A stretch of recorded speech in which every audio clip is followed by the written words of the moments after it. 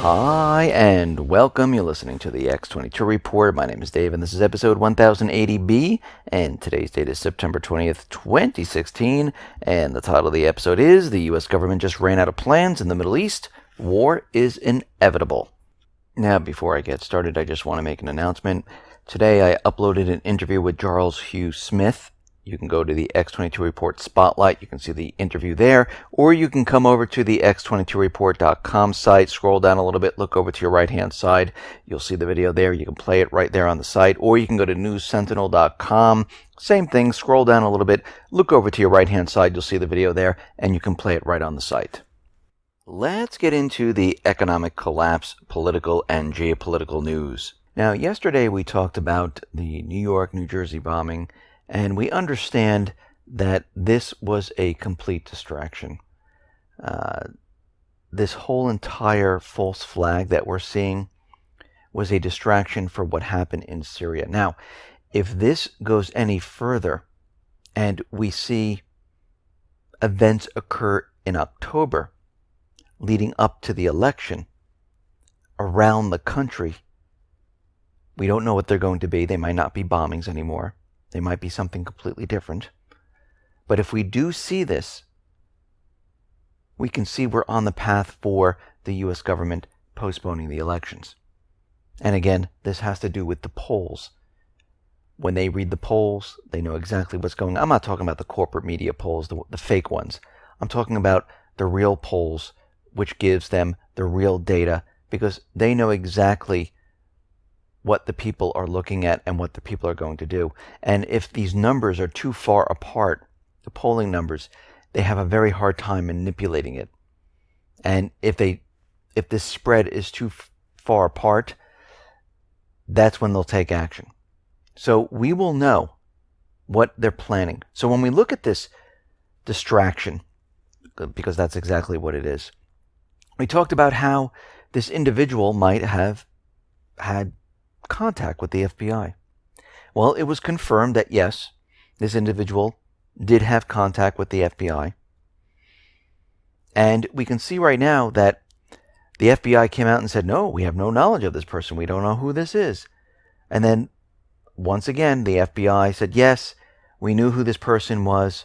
We know exactly who Rhamai is. And we can see right now, most likely, the FBI was dealing with this individual because he was in prison for a domestic incident where I believe he stabbed a relative in the leg over a domestic dispute. He was sent to prison, and most likely the FBI saw him, made some deals with him, and we can see this is what the FBI does. They use patsies. But when we look at this, we can see that the entire New York area was on high alert the entire weekend. And it wasn't for terror. It was because of the UN meeting that was going to be taking place very soon. And we can see right now that they didn't have any indication of terror on the radar. No knowledge of it whatsoever. So once again, if you believe the official story, we're just throwing out money, and whatever they've done does not work. All the searching, all the checkpoints, all the X-ray machines in the airports, the federal government taking away the rights of the people, violating the rights of the people. All of it doesn't work if you believe the official story. But if you look past this, we know exactly what it is. The governments create the terror. They can never stop it. They're the cause of it. It's almost like the war on drugs. They're not really fighting drug dealers to get rid of them. They're getting rid of the dealers that are in competition with the CIA and the government, because the government deals in drugs. That's what the war on drugs are. That's why they can never get rid of the drugs. If you notice, anytime the government comes out And they push an agenda telling you it's a war, this is what we're going to do, it's terrorism. If you ever notice, it just gets worse and worse, it doesn't get better. Because they're the cause of it.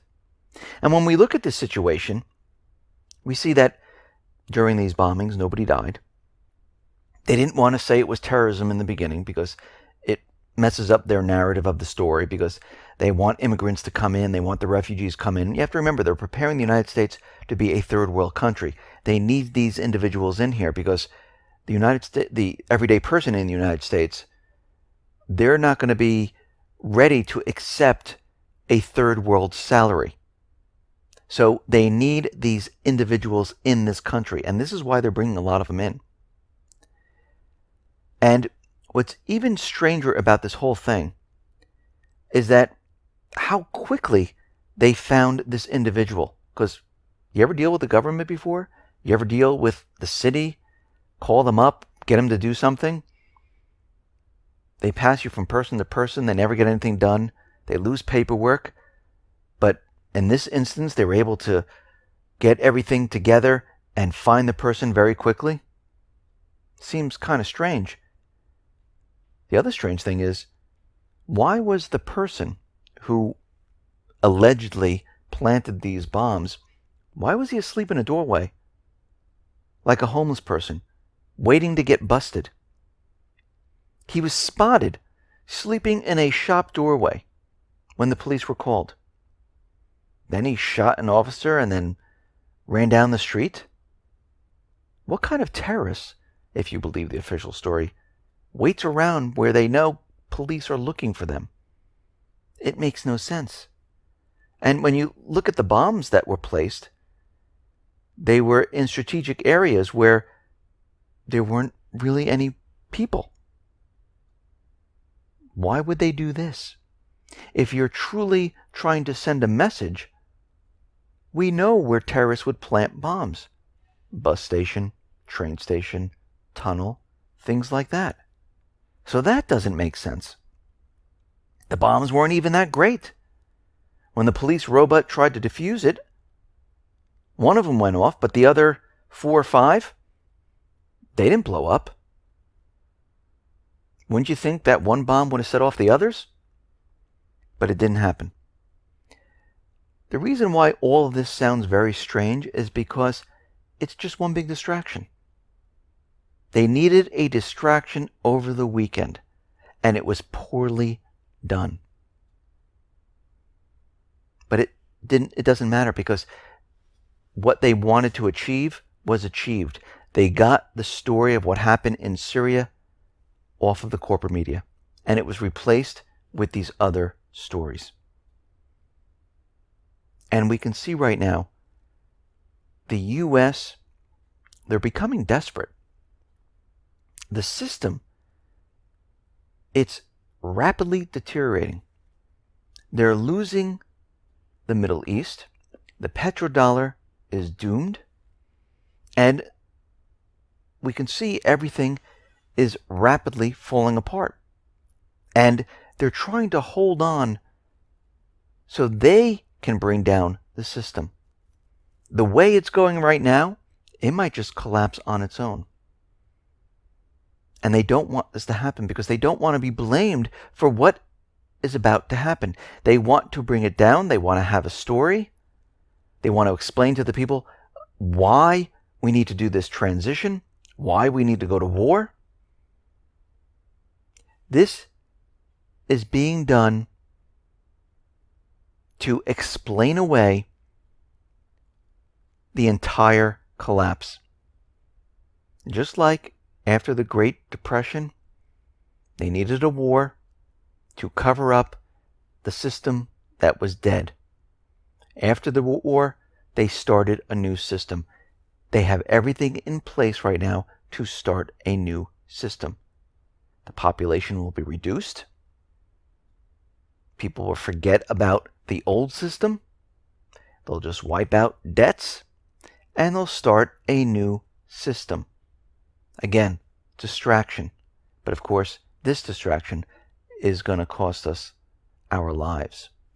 Now, we understand that North Korea is allegedly testing nuclear weapons. How many they really tested, we're not sure, because we know that the U.S. uses propaganda on the people, and we have evidence that some of these were not nuclear tests. And we can see by what is happening in North Korea, the United States government central bankers want us to believe that North Korea is preparing to attack the United States. They're creating these nuclear weapons to launch them over the ocean, and they're going to hit the United States. This is what they want us to believe, which makes no sense whatsoever, because North Korea knows if they attack the United States with one nuclear weapon, even if they can put together 3 or 4 or 5, their little country, would be gone in a split second. And why? What motive would North Korea have in destroying themselves? They don't have one. This is all propaganda. But we see UN Secretary General Ban Ki-moon is urging North Korea leadership to fulfill the country's international obligation in the context of the 5th nuclear test carried out by the country. And we can see right now the world is looking at North Korea, and the United States government central bankers, they want North Korea to make a mistake. They want them to do something, because this would give them the excuse to say the war is on. So to provoke North Korea a little bit further, the United States will send 2 B-52 strategic power projection bombers to South Korea because of the growing nuclear threat and the missile threats from North Korea. Now, the strategic bombers, they're due to arrive at the U.S. Osan Air Base, which is 43 miles south of Seoul. And we can see they're going to be parked there, and it's to provoke North Korea a little bit more, hoping that they will do something. There is new evidence right now that has surfaced that Saudi Arabia has begun to use white phosphorus munitions in the war in Yemen. Now, the U.S. officials admitted that, yes, we supplied Saudi Arabia with these type of weapons. We've done it in the past. They didn't say how many. But white phosphorus munitions are heavily restricted in their uses under international law. They're only allowed to be used for smokescreens and signaling. But we can see many countries are out there using these type of weapons as an offensive weapon, because there's smoke, the white phosphorus that drops from the sky burns individuals, and we can see that Israel has been using them, Saudi Arabia has been using them, Ukraine has been using them, and we can see right now that once again the United States government central bankers, they don't care about the people of the country. They care about profit. They care about control. They care about the puppet government, and they want that puppet government in place to control the natural resources in that area. And yes, the people are considered natural resources. But we can see right now that the situation in the Middle East is getting worse and worse. And it's getting worse for the United States, because they're losing their edge. They're losing their advantage on what is going on there. We see all the people in many of the countries, they're fighting back. The petrodollar right now, as we know, is doomed. The U.S. is trying to take control of Libya, Yemen, Lebanon, Iraq. They're losing in Syria. And we can see right now from the desperation of flying A-10s and F-16s in Syria, destroying the Syrian army, they were trying to provoke Syria. They were hoping they would do something. They also used it to help the terrorist organizations that try to take Aleppo, which it didn't work. The Syrian army came back fighting and removed them from that territory. And now the U.S. is lashing out. Like I said, when you take a wild animal, you put them in the corner, they come out with their claws. So already we see this from the United States, because there was a UN aid convoy near Aleppo, and it was struck on Monday, allegedly killing 12 people. Now, the United Nations confirmed the convoy, well, something happened to it. Was it bombed? They didn't say that for sure. But they don't know who did this. Now, of course, the U.S. came out and said it was Russia, it was Syria. Yes, we know it. Well, the Russian Defense Ministry and Syria came out and said, no, we did not do this. We didn't carry out any airstrikes against the UN humanitarian aid. Why would they do this? What would be the point of it? They're bringing in humanitarian aid themselves. Russia has been supplying humanitarian aid. And Russia and Syria went on to say there were no airstrikes that were carried out against the humanitarian aid convoy in the southwestern suburb of Aleppo. And the reason why is because the convoy's route was through the territories controlled by the militants. And we didn't go into that area. We did not hit the militants, the moderate rebels. Plus, Russia had drones filming the UN humanitarian aid convoy. And they're saying that when the aid was delivered, around 10:40, everything was fine. Any movement after that, after the convoy delivered its aid, it was not monitored by Russia because it moved back into the moderate rebel area, the terrorist area, and only they know what happened to the convoy. Now, we looked at these videos, and we can see that there were no signs of any ammunition striking the convoy. There were no shell holes. There were no type of damage that looked like it was done by an explosion. And when we look at the aftermath, it looks like it was set on fire, which is the same thing that happened in a refugee camp in Syria, where they said that Russia or Syria bombed the refugee camp, but it was actually set on fire. So we have the same thing happening again. And we can see right now that the U.S., they are losing the narrative of the story.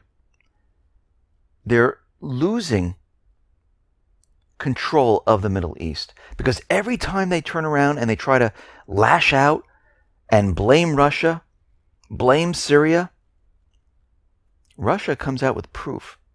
The U.S. has no proof. And we can see right now, the United States,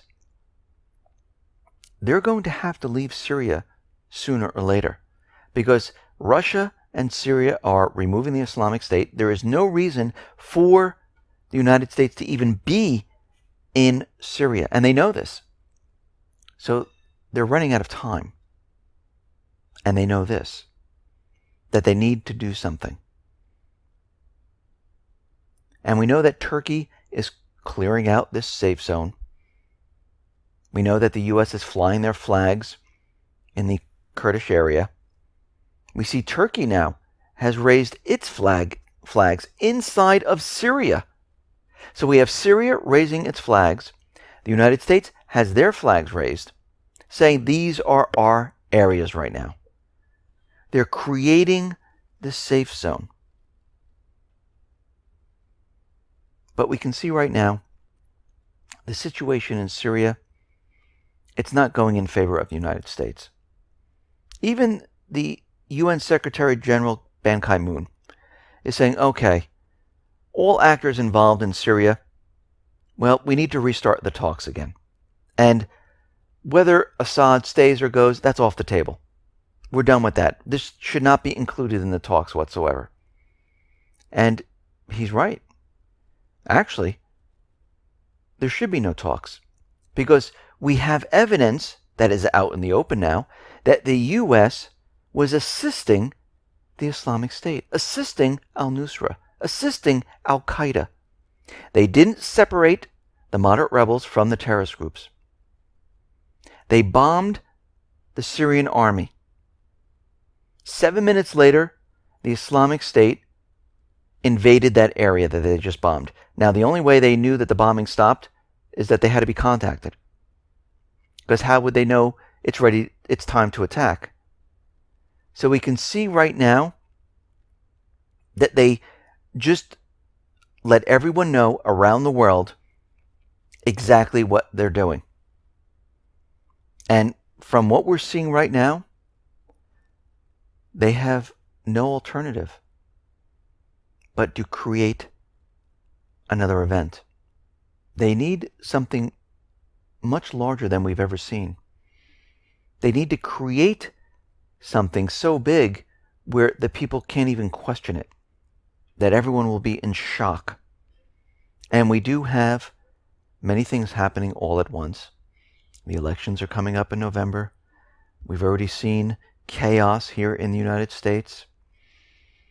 We see that the United States government central bankers, they are losing out in the Middle East.